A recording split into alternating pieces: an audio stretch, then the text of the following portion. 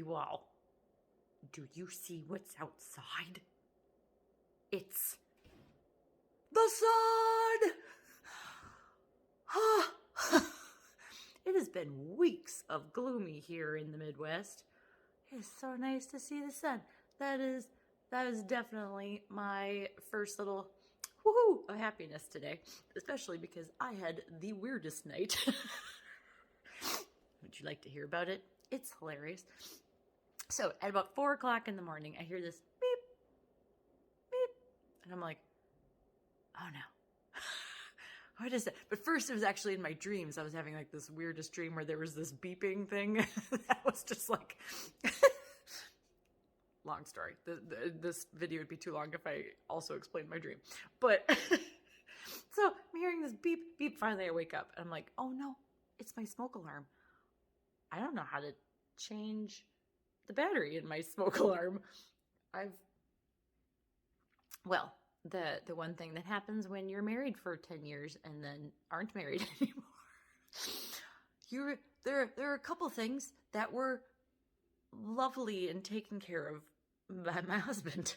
He would change the smoke alarm things. And I realized, I'm like, I have no idea how to do this. But I'm strong and independent, right? So I'm like looking it up on YouTube and I'm like, okay, well, this should be fixing it. Why is it not fixing it? Just replace the battery. Just replace the battery. And I'm like, I can't get this open. I can't get this open. And so finally I'm like, you know what? I'm gonna talk to the person I rent my condo from. There must be something different about this smoke alarm because nothing is working.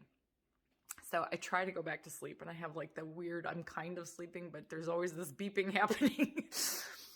So then finally, when I actually decide that I'm just going to get up, I go over to the smoke alarm again, take it down, and I'm looking at it, and then I hear the beeping again, and I realize the beeping is not happening in my hand.